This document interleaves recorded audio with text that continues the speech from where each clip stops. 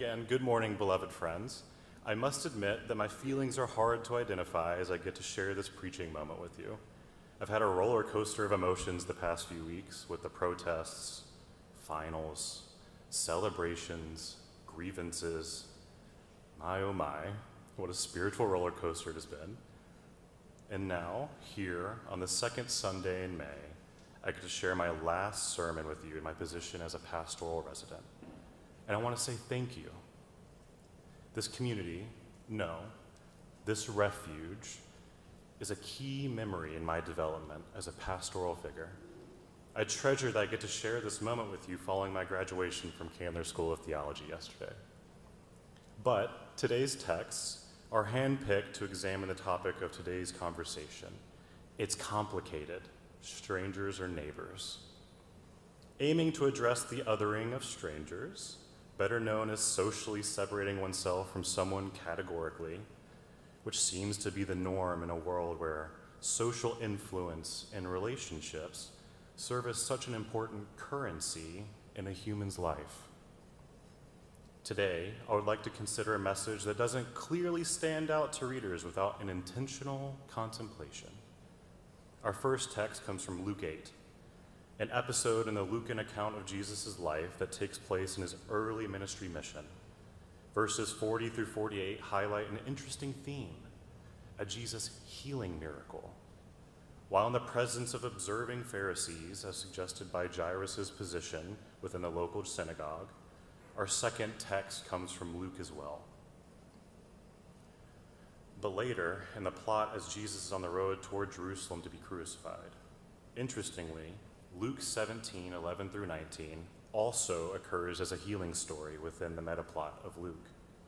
In the opening account, Jesus appears on the scene somewhere between Samaria and Galilee, while on his way to Jerusalem.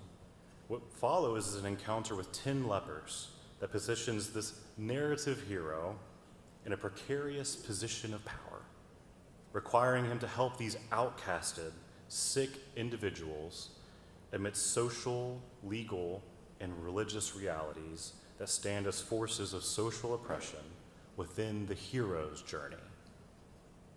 Jesus represents reformation and justice for the marginalized by helping to heal these socially condemned individuals as he climbs on his journey to the oppressive heart of Jerusalem. I'm fully expecting Jesus to rip off his robes at any moment to reveal a cape, spandex, and an S on his chest. If you haven't guessed it yet, I want to consider Jesus as a narrative character today, one that is only understood through the author's eyes.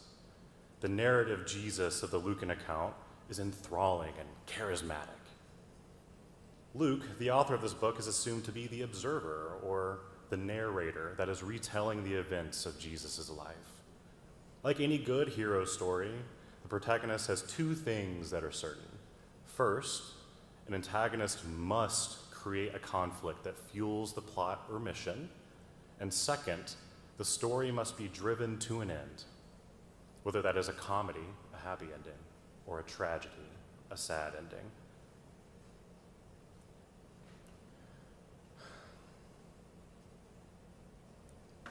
It is up to the intention of the author and the reader to decide the meaning of this story. In the Luke Gospel account, as I read it, there's a clear antagonist that fuels the tension for the main character, the Pharisees. Now, I too feel my toes curl and my jaw clench at the memories of Pharisees being vilified and demonized because of an overgeneralization of a sermon. For the sake of today's conversation, I want us to reframe the Pharisees not as evil or problematic, but instead as a character that is being challenged yet accepted by Christ. The first secular story that comes to mind that highlights the gist of my message today is Beauty and the Beast, sometimes referred to by humanities scholars as a feminine heroine story or narrative.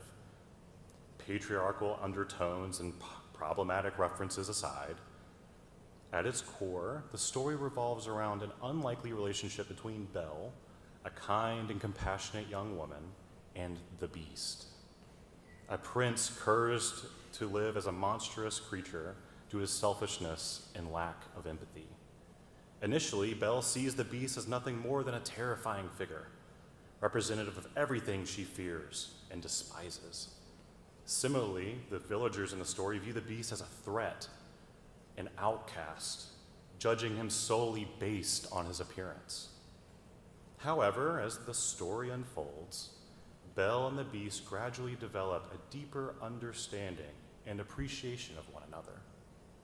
Despite his gruff exterior, the beast reveals himself to be kind-hearted and gentle, showing Belle acts of hospitality and generosity within his enchanted castle. Through their interactions, Belle comes to see beyond the beast's monstrous appearance, recognizing the goodness within him. The transformative power of love and compassion is a central theme in Beauty and the Beast. As Belle shows kindness and understanding towards the beast, he begins to undergo a profound inner change. Through her influence, he learns to love selflessly, to prioritize the well-being of others, and to let go of his past mistakes. Ultimately, it is Belle's love and acceptance that breaks the curse and restores the beast to his true form as a prince.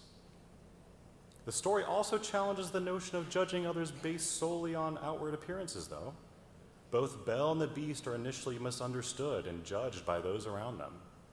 But as their relationship blossoms, they prove that true bonds lie not in the physical image, but in the qualities of the heart, beyond the limits of the eye. The redemptive power of hospitality and vulnerability is highlighted in Beauty and the Beast. Luke also has a similar thread that runs throughout the gospel and is present in the passages I picked for us today. A renowned Candler scholar, Dr. Luke Timothy Johnson, labels this Lucan theme as the great reversal. Wherever Jesus goes, Jesus reforms the situation and flips it on its head. He seems to always be one step ahead of the situation, reverting a woman's 12 years of hemorrhaging to a robust health, all based on her courage to reach out for help. Whereas the leper stories highlights a different situation, one in which Jesus is summoned to help the 10 suffering characters in an unconventional and mundane way. More on that soon. So like Belle in Beauty and the Beast, Christ is doing something rather uncanny. He's healing individuals not through a profound supernatural healing ability, but instead by being present, by being hospitable, accepting, and warm. Yes, the hemorrhaging woman's cure is still a narrative mystery. The text today applies the power to her search for help by a force she can't completely reach yet. But Jesus attends to, notices, and feels the essence of a single woman's desperate reach amidst a clamoring crowd. This all occurs while a piercing gaze of scrutiny observes Jesus as he moves and waits, analyzing the behavior of our hero as he radically resists social norms, religious law, and cultural narratives that have been perpetuated for hundreds of years now. So, Jesus, much like the essence of Belle's character, can captivate and transmute the oppression afflicting individuals in Luke's account into a situation of redemptive healing, a hospitable reversal of social isolation, loneliness, and shame. He is unearthing the humanity of the characters that lie dormant in their symbolically beast-like suffering image. In our American norm, we know a lot about image. Social media, first impressions, dress style, and able-bodiedness perpetuate unspoken social narratives of how a person should sufficiently be in society. But what of the true nature that lies dormant amidst one's surface? When and where can humanity free its internal truths within a society that holds zero space for such an exploration? Is there room to be different? or authentically experience hardship in an image-driven society? Jesus in this story speaks truth to power.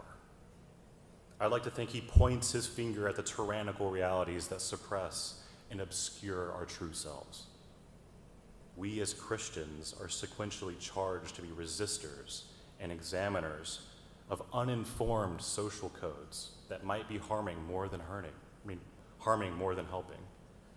We are called to witness truth and facilitate the redemptive power of faith in truth as a Christian call. The Peace USA isn't perfect, but we are reformed and continually reforming. But what of the parts of us who haven't been allowed to speak because of old patterns of being? Where and when can these voices reach radically to power for aid amidst a clamoring crowd and a numb society? Truly, our relationship to our neighbors is complicated. Of course, we in our positions of power think we know what is best for someone else. We cannot comprehend what someone else's life is like. We only get a slice that they choose to share with us. Can I pause and take a vulnerable detour for a second? I promise I'll tie it back into the sermon. Truthfully, I have a confession to make. My guilty pleasure is to play armchair psychologist / coach when I sit back and watch the drama of keeping up with the Kardashians. From time to time. I love to chuckle and roll my eyes as some dumb but burdensome decision is afflicting these people I barely know. I might pretend I can do it better. Now, this is an innocent example of how I completely missed the mark when I'm viewing the lives of the Kardashians. For instance, this TV producer, though, is intentionally creating conflict for the plot of the Kardashian narrative, to send a message to us in the audience that is left to the observer to interpret the meaning of. Plus, I only get to see a brief episode into this predictably scripted world. It's on a silver platter. It's meant to be interactive with me as I watch. And the producer, alongside the cast, gets to reenact something that powerfully sends an intentional message. So too do the healing miracles I've selected today send a tailored, intentional message. The presumable observer and author, Luke, is producing a message for us, the reader, to digest. The author cleverly knows we're going to apply ourselves and compare our experiences with the events that unfold. So, our narrative Jesus, not a biographical Jesus, is walking the lines between an oral tradition, Judaism, that retells a message that has been internalized by society for millennia, or for multiple millennia, and is now entering a new scriptural tradition. Luke is competing against at least 2 other producers with the same account of Jesus. Imagine 2 more carbon copies of the Kardashians with slightly different plots.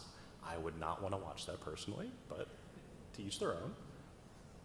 Luke has to have a novel twist that grips the reader with his heroic narrative account of Jesus.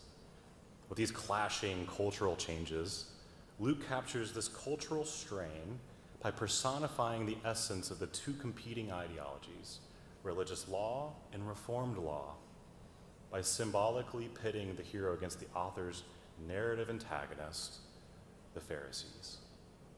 But wait, there's more. Our second text, Luke 17, is a special moment in the ministry of Jesus. As Jesus develops across the book, we see him expanding and fulfilling Orthodox law. But what does that even actually mean? The 10 lepers serve as a multifaceted purpose in this heroic narrative lens of Jesus. Jesus is restoring the health and identities of these individuals through the organization structure that are present within their historical social context. I think Jesus took notes on Carson Meredith's Sunday School series. Jesus doesn't demonize the priests, nor the lepers for their inabilities. Instead, Jesus links the 2 together, suggesting the power and need for the restorative work of Orthodox priests within the narrative. A classic interpretation of this passage would be that Jesus is protecting himself from legal persecution by using the social norms at this time. I don't disagree, but I believe this is an incomplete understanding. While Jesus might be evading the law by using priests, I believe Jesus also recognizes the need for a person to have the opportunity to be reconsidered as an accepted human within a wider society. If Jesus healed this individual, the ramifications could be different. They, the lepers, might be deified, feared, or even killed because of the narrative's hero's involvement. Instead, Jesus channels the religious and social authorities at this time to reinstate individuals as a complete human, effectively developing strangers from marginalized outcasts to people that are accepted by the majority. Within the Lucan stories, Jesus is a social restoration agent. Luke's heroic protagonist is qualitatively different than the author's intellectual opponent, the Pharisees. Luke places the symbolic hero against the Pharisee symbol by attempting to compare and contrast the good qualities of the Pharisee beliefs, the literalist Orthodox law of the time, against Jesus' expansion or development of that law. Ultimately, Jesus doesn't dismiss the need for traditional law, but instead offers a more expansive view of what it means to behave morally.